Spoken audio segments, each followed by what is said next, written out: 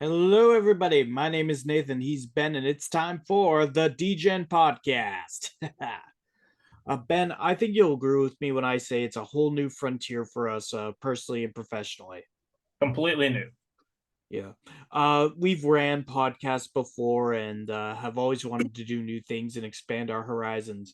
So we've got icebreakers, we've got news, we've got speculation, we got questions from you guys on YouTube and TikTok, and we got a lot to cover because there was a certain merge that went through last week.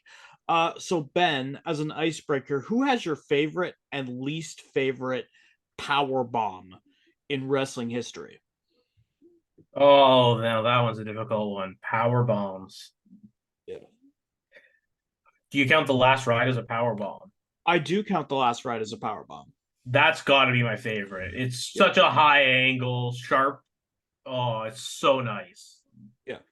If you weren't gonna say last ride, then at least Razor's Edge, because that one's really good too if you get it done I mean, well. that's more of a throw, but yeah. Last ride for me too, favorite. Yeah. Least favorite power bomb? I don't know, Charlotte Flair. See, I feel like Charlotte Flair could be used for a lot with us when it comes to Yeah, heroes. unfortunately. Yeah. Um. So here is my issue. Okay, I've seen the Big Show do a power bomb. I might have. I don't remember. Yeah, I've seen the Big Show do a power bomb. It's kind of sloppy. Um, if Charlotte does it, like it doesn't seem like it's one of her main things in her repertoire. Yeah. Similar to Big Show, sure. You see A Train's power bomb. It looks okay, but it's not great. Yeah, that's true. I think the other one, Lashley. Yeah. Yeah, Um, could. he's not like they aren't great. They're not perfect, but they aren't great. Yeah. Um, so with that being said, you got an icebreaker for me or no? Yeah, absolutely do. So, Perfect. I just found this out a couple hours ago or so. Yeah. MJF is the reason for Chris Statlander in AEW. Oh my What are god. your thoughts? So I know I said this to you when we were messaging before the podcast, but Yeah, so here's the reason we have nice things. Um, you read through the article for something like that, and um you never yeah, really um you never really are thankful for because you think MJF is completely different guy, but no, he's an inspiring guy. He's a charming guy, and apparently he charmed Chris Stadlander, and because of him, apparently AEW's got one of the top four women in the world right now on the roster. yeah. Statlander is such a good talent. Yeah. And it's one of those things too, like it feels natural with Statlander. Absolutely. Same with Britt Baker in a way too. Being said, I think it's time to get into some news. I Oh think it's yeah. time to get into some news. WB Discovery Let's wants do AEW this. to expand out to 12 pay-per-views. All right, this is because Max is in the process of receiving, not reviving, some significant upgrades that will allow the streaming platform the ability to simulcast live TV events on Max. It's unknown at this time if it means weekly All Elite Wrestling programming will also air on Max, as well as TNT and TBS simultaneously. And it's unclear when All Elite Wrestling's new pay per view calendar will go into effect, but it's definitely something that WB Discovery is pushing for.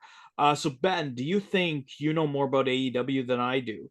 Do you think AEW Yes, can handle I 12 do. pay-per-views? I do think I know more about AEW than you do.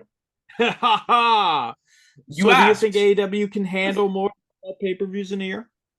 All right. So first, you start off by saying when you say Max, unfortunately, you're not meaning Maxwell Jacob Friedman, the guy who brought Sadly, no. Statlander He in. could. So He he doesn't could. have the power on this one, unfortunately. Um, I think they have the names they could run with. I think they have the talent they could run with. I'm just wondering if that would end up hurting Dynamite or Rampage or now Collision in the long run. And it's one of those things too where the reason I think you're wondering if it's hurting is some of Dynamite, Rampage, Collision is really damn good stuff. You get Yeah. Fighter Fest down there, you get some of the tournaments down there. What I want to know is, and I think what WB Discovery wants to know is, how much money is that pulling in for Tony Khan, WB Discovery, etc.? How much of that would transfer over to a 12 pay-per-view system? The thing I'm worried about is, I'm going to be honest with you, I don't even know if AEW can handle the pay-per-view calendar it has now. Some of them are really, really, really good. Yeah.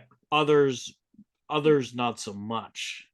Now, some of that is because they did put on 2 pay-per-views in a week. Yeah, which. But I think the biggest issue coming out of this is if the rumors of what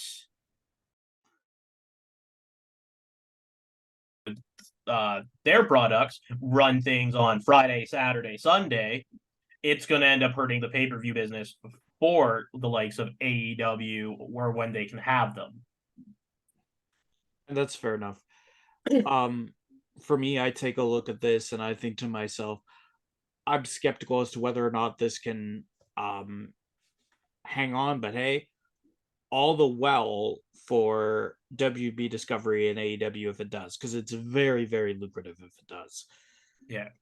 For everybody involved, and I'm a huge fan of giving wrestlers their just desserts. Absolutely. Yeah.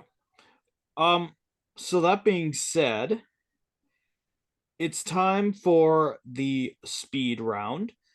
So Ben, do you feel the need for speed with your news? No, I know not I do. really. Oh. That's why I condense important news of the week into one easy to digest speed round, where Ben and I will react and give our thoughts on news in 3 sentences or less on the following hits in the wrestling universe. Rhea Ripley spoke with Sportskeeda, where she named Rey Mysterio, Edge, and Randy Orton as dream opponents. Ben, your thoughts on this list?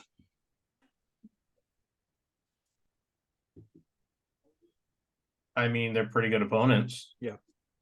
For me, I take a look at it. I think Edge versus Rhea Ripley is something I want to see. I have since we got that mixed tag team match.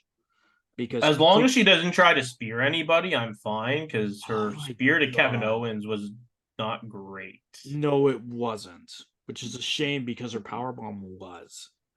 Yeah. She got a damn good one. Absolutely. Rey Mysterio makes sense. Randy Orton, I would love to see. That being said, The Rock and Pat McAfee return on the September 15th episode of SmackDown. Ben, is this a one-time occurrence or setting up for something bigger? I don't think it's a one-time occurrence, but I don't think it's really setting up for anything bigger. I think it's just going to be I'm sure The Rock is going to be around here and there just because of what's going on with the SAG. Yeah. But Pat McAfee, well, technically both Pat McAfee and The Rock were an hour away, and that's why they ended up showing up. I don't think it's really setting up for anything bigger besides them just showing up whenever they can still. That being said, like Cena's in there for 8 weeks or something like that. Yeah. I would love to see The Rock or Pat McAfee come back, especially Pat McAfee, because I can't get enough of him on commentary. If they can make it work, great. Well, he's away for a different reason, unfortunately. Yeah, I've also heard rumblings of The Rock Roman Reigns, which is something I'm going to be honest with you, I don't really want to see.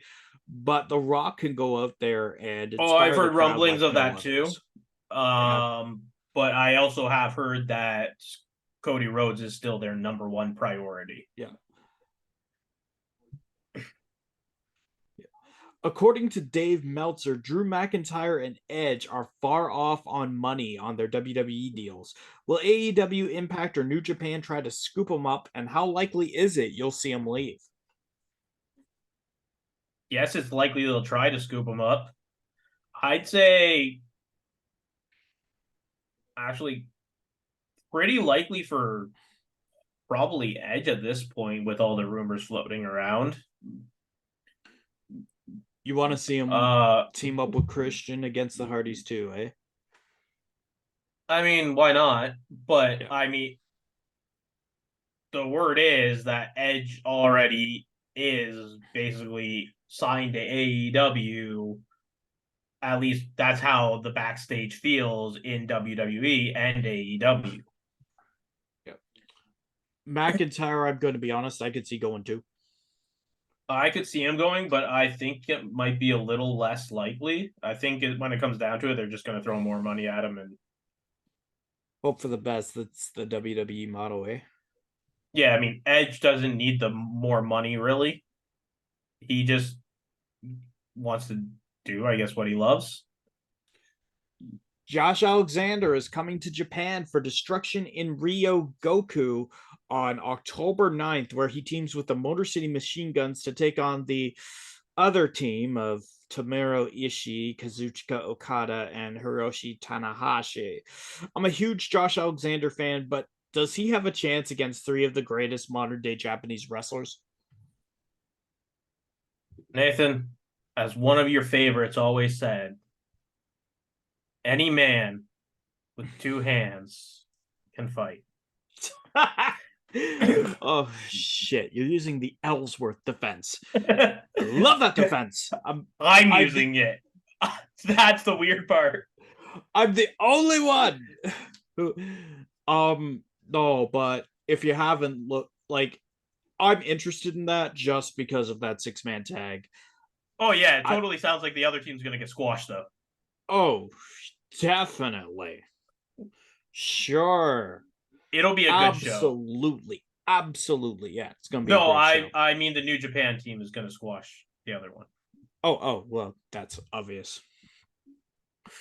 We're on to the news that makes me puke. Sometimes, ladies and gentlemen, there's certain bits of news that come out there that make me sick to my stomach. We got two of them here. The first one being my good friend Phil. If you've heard me on any other podcast I've done, you'll know I have a very, very rich history with Phil. And Phil, for those who don't know, says he's free for about 2 months to do commentary. After those 2 months, we haven't heard anything.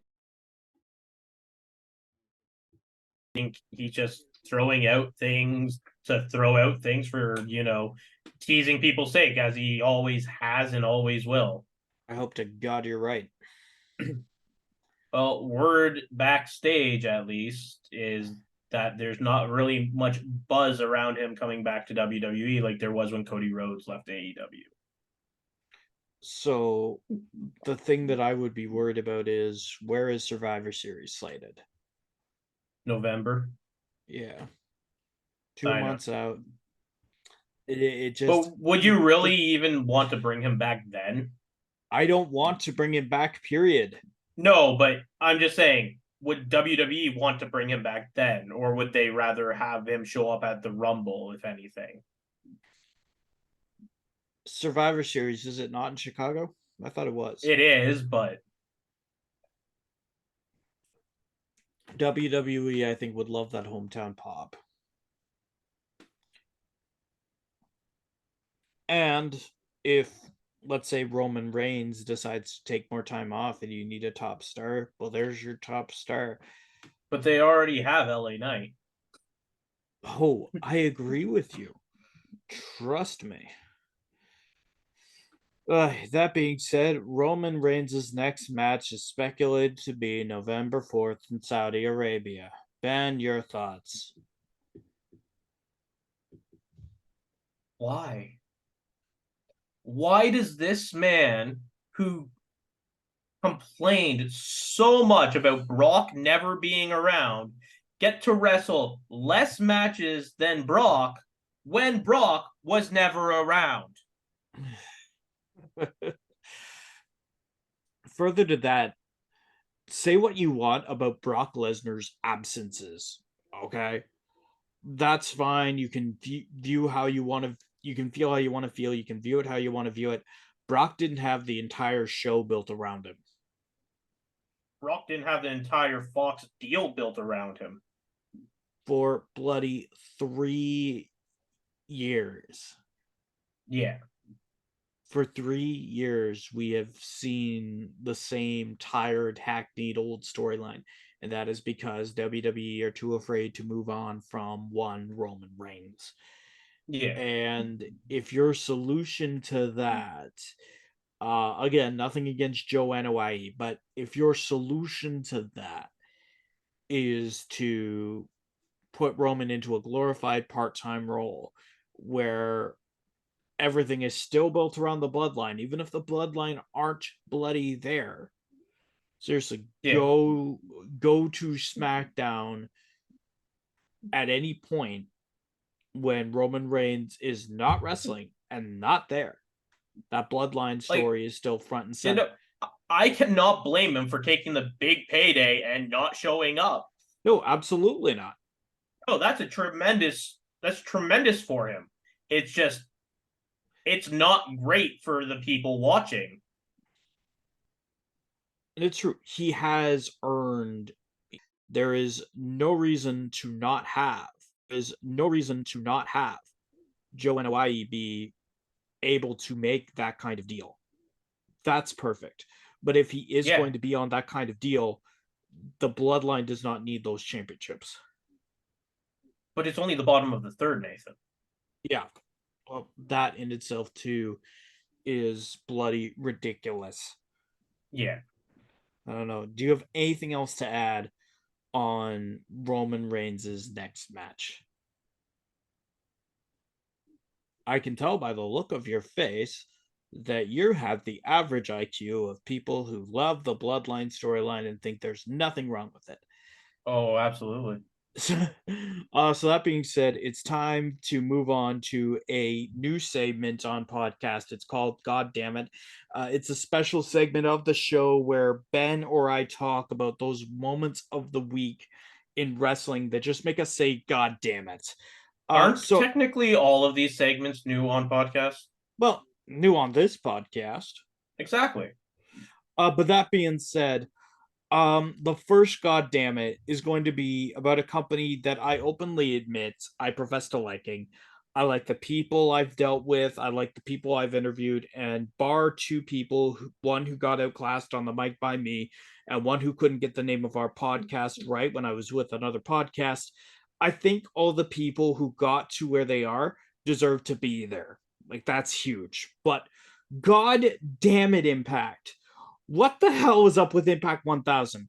Not only are you advertising it as an epic 2-night affair, 2 episodes being advertised as Impact 1000, but you have the gall to not air it live.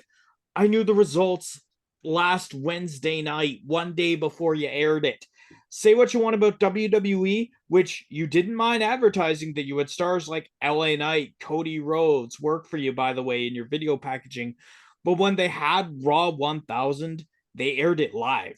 When they had SmackDown 1000, they aired it live.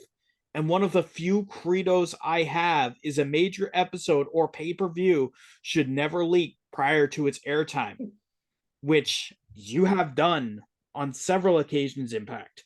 I love you, but this made you look Bush League. On top of that, well, I'm happy we got the Dudley boys, Gail Kim, Awesome Kong back. Where are the guys? Where the hell are guys like Sting, AJ Styles, Kurt Angle, Samoa Joe, and Christian Cage? Those are 5 guys who made the Impact Men's division. I understand maybe not Styles because WWE are petty, but why the hell not make sure of a working relationship with AEW, which could have immensely benefited this show, which you have, not be put to use? Pathetic. And speaking of pathetic, WWE merged with UFC to form TKO Holdings. Vince McMahon looks like he drank the mix of an elixir of life and goblin piss. Your executives get huge ass bonuses, and over 100 people lose their damn jobs. I get it, those positions could be redundant, but did you have to make the firings one day after the business? Just points the whole company in a really bad light. And hey, SmackDown last week, SmackDown, I got one word for you. God damn it. I get that you had an extremely rare opportunity to get The Rock and Pat McAfee, but did you have to make the show Promo Mania? It doesn't really work out all the time, and the promos are just average at best. And only LA Knight, a guy who Shawn Michaels saved, by the way, I just want to point that out, has the wherewithal to hype the crowd intentionally when The Rock, of all people, can expose them for being a lively bunch. But I guess that's what happens when HBK ain't up there to hold Vincent Hunter's hand now, isn't it? Vincent Hunter's hand now, isn't it? God damn it. He's good. I know. Those are just three things in the wrestling world that have gotten me all riled up. I needed them off my chest. Yep. And I can't. Do you have any reactions to that? I said it. You good? Yeah. I will be okay. Yes, but seriously, what the fuck? Yeah. Well, as you know, I'm not a big fan of Impact. Nope. So, hey, spoilers. Cool. Um, as for the layoffs, yeah, that's rough. Unfortunately, honestly, it's probably better to rip the band-aid off instead of drag it on and make people wonder and hurt more longer. But at the same time, it's not very great when you're the person getting the band-aid ripped off. Yep. And then as for the more evil older and that of the Gomez Adam type, what the fuck? Yeah. 1,000%. 1,000%. That being said, it's time for a new segment of the show. Technically, all of these are new segments. This is something I've wanted to do for a long time. It's called Degen Wrestle Your Question. So we asked you guys on YouTube and TikTok if you had any viewer requested questions of us for our first podcast, and we're going to take the time to answer them now. Remember, if you guys want your questions answered on Degen Wrestle Your Question, comment them on TikTok or YouTube. So this is from Shifty56367. Any plans to cover UFC fights along with any other combat sports? So as of right now, I don't think we have any immediate plans for it. I know I certainly don't. That being Yeah, said, it's something that we could always work towards if we get like the time and the passion for it a bit more. We do dabble a little bit in those, but that's not wrestling or been part of our lives as much as wrestling has. yeah, I can count the amount of UFC fighters I know right now on one hand. Okay, Chuck Liddell, Ken Shamrock, BJ Penn, Brock Lesnar,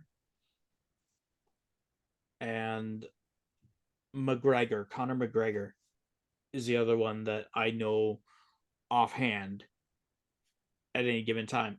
Of those, Brock Lesnar has long since left the profession. He's went back to WWE. Yeah. Two of them are legends of the sport.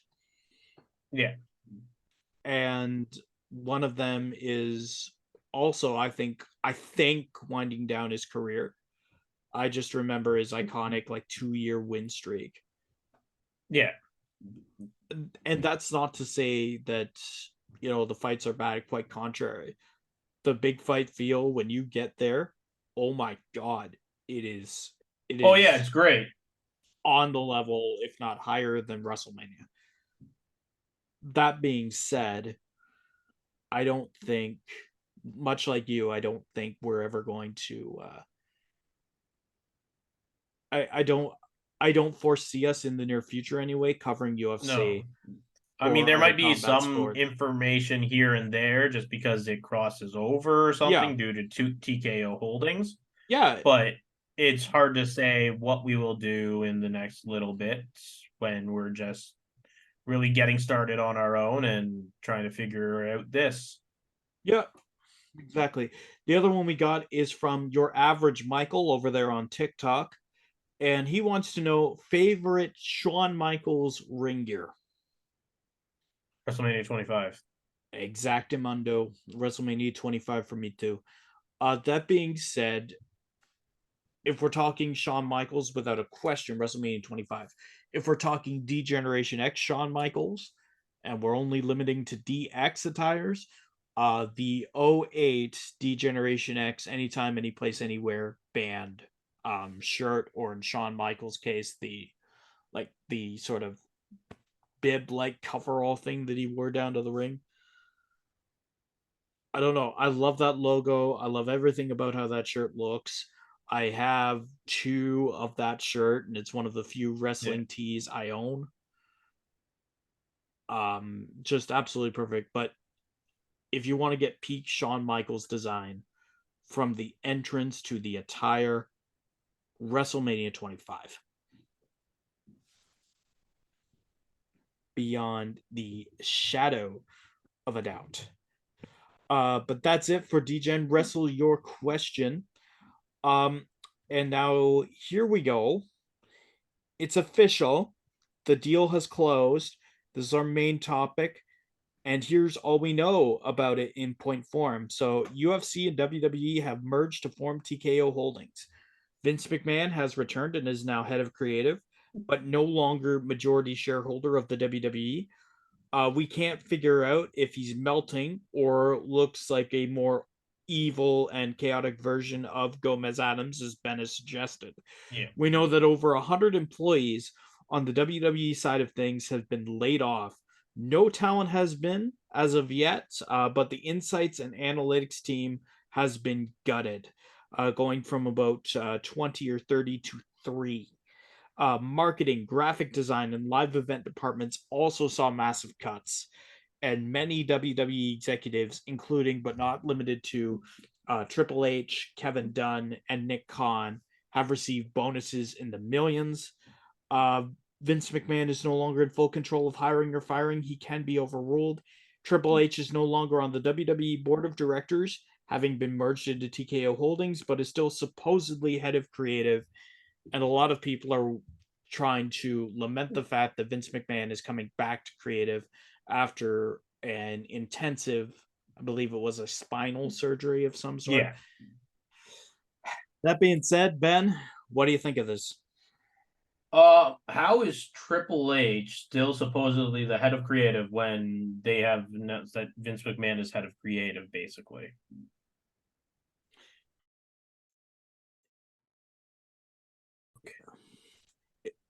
Unfortunately, I think that means, well, we've already seen the product of Vince McMahon being back. He Yeah. was back not this past Friday, but the Friday before, I believe, technically starting to make changes, or maybe it was the Monday. I can't remember.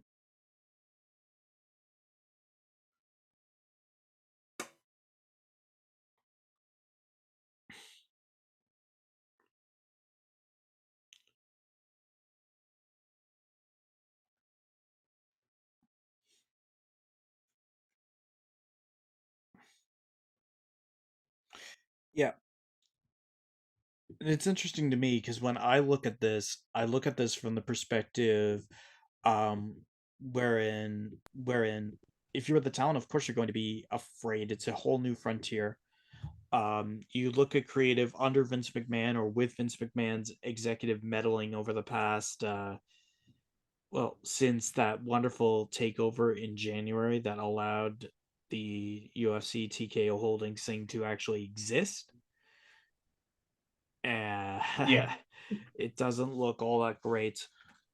Like any big company merger, what I'm worried about is there's going to be cuts. Obviously, there's going to be a new philosophy put in place.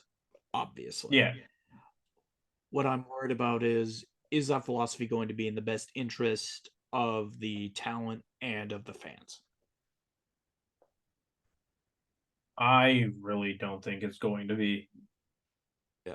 Uh, Us as fans have basically suffered since what? The PG era with Vince in control. I mean, there's been a bit there, maybe 2015-ish, somewhere in there when the quality of the programming really started to go down because it started feeling like the show was booked for Vince, not booked for the fans. Yeah. Well, that being said, if you can get somebody who can put in oversight on Vince, Yeah. I think it'll do very well. But the I issue with don't that is the person who is over Vince has said things like, I don't know professional wrestling as well as he does, so I'm just going to leave him over there and let him do that. Yep. That's that's the unfortunate thing. Vince McMahon is a creative genius to his detriment. And Was a creative genius. I would still say is just because every once in a while you can polish off a Vince McMahon idea into You something can, that but works. still, it's rough. It's rough if Vince McMahon is the sole voice. Yeah. That's where it gets rough, and that's where I think you're coming from. Certainly, Yeah. I'm coming from the same place. If Vince McMahon is able to just be an idea guy and that's it, and let somebody who knows the current fan base better, like a Triple H, or bring in a third party who has nothing to do with either Vince McMahon or Triple H and let them do it. Vince McMahon let somebody tell him his ideas are bad and then let them get away with it, not doing them. I'm saying that would be a way where you could have Vince McMahon still have his input, Yeah. and if it works, great. If it doesn't, it doesn't. Do Yeah, I I just think we're don't going to see get that? Vince No, letting that happen. no, no way in hell. No And chance in hell. if you think otherwise, then unfortunately, I've got some. I'm afraid I've got some bad news because it's not going to work out. The big thing that I want to see out of this and what I think could be potentially good about this, you hinted at it already, the crossover. Yeah. If you can bring some WWE elements to UFC, for example, their production team, um, particularly when it comes to like pay-per-view stuff, Oh yeah. because their pay-per-view video packages are top notch, absolute top notch. And if you're able to bring some legitimacy from the UFC into WWE, like I don't know if you've seen it, but I've seen talks of stuff like weight classes and I have as well, yeah. more. Like if we can get something like that in, where we could get say a cruiserweight division back or a Yeah. trios division that could rival AEW, Yeah. I think both of those are massive things that you can do with the legitimacy of the UFC. I just think the issue with that is there are cruiserweights that I think end up deserving to win the higher grade belts because everyone they're not going to book them properly. Unfortunately, they're not going to book them like a cruiserweight champion of the world should be. They're going to book it as a mid card. Yep. They're going to book trios worse than they book the tag division right now, which is terrible. And I give him that too. Like, really, what do you have in the tag division? To your point, Yeah, I don't think doing weight classes is a great idea for a WWE standpoint. Now, revamping the belts, renaming the belts, great idea, but weight classes just don't seem to have a place in professional wrestling where feasibly a cruiserweight could beat a giant. well, on the other end of things, though, if you look at those weight classes and you look at if you want to legitimize the sport, I Yeah, think that would be a way to do it.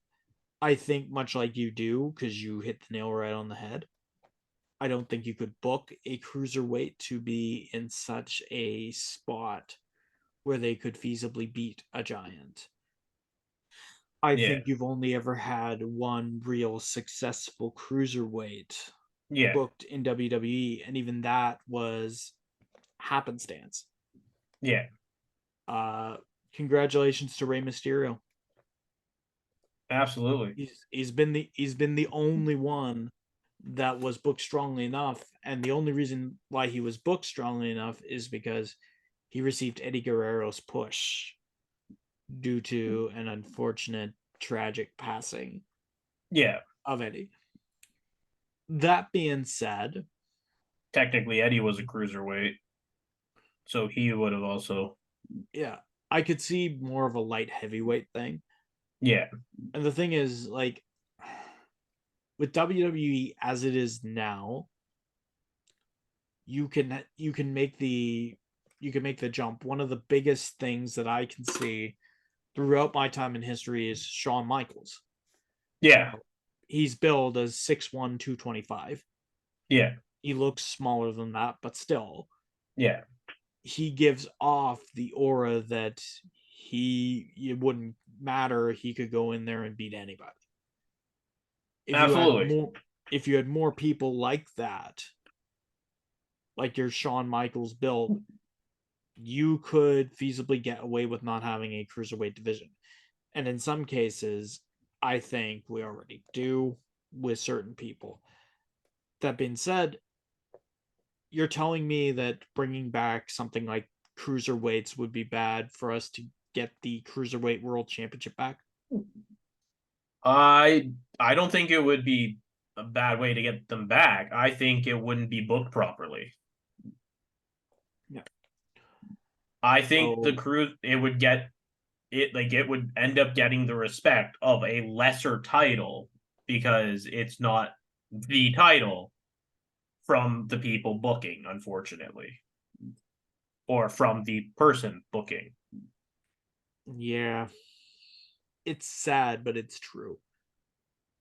That being said, though, like, let's look forward to it, because at the end of the day, it is the biggest. I believe it is one of the biggest sports entities in the world now. You've Oh, got absolutely you've is. got number one MMA, number one sports entertainment merging to form one superpower. And we've already seen some positive changes to the product because of it, just Yeah, not on TV. You see stuff like WWE shop.com moving to Fanatics, yeah, which is UFC's. WWE shop.com now can actually function globally because they've yeah, got UFC's distribution. You might see cool things down the line, like, say, ESPN's integration with UFC can easily turn into ESPN's integration for WWE for WrestleMania. I know they've had that before, but not to the level that you would ESPN UFC. I think, well, with the deals of WWE coming up in 2024, UFC's is coming up in 2025. Rumors are that they're going to try and sign a short deal with WWE to get them as a package deal for when UFC's comes up in 2025. and the other thing too, I've seen Disney or Amazon being Oh mentioned yeah, absolutely. quite a lot. And if you want to get a live sports market, oh my God, can you imagine Yeah. WWE and UFC on on one network, one price? Oh yeah. Like, I'm sorry, if you want to kill Max and AEW, I mean that'd be a good first blow. Yeah. And if you're in the market to monopolize, and if you're in the market to counter a live sports tier, good God, those are two titans you can get to do it. Absolutely. Yeah. I don't know. Do you have anything else that you want to add? I don't think there's anything else to add at this point. Perfect. Um, that being said, you got any final thoughts about the week in wrestling that you didn't get to mention?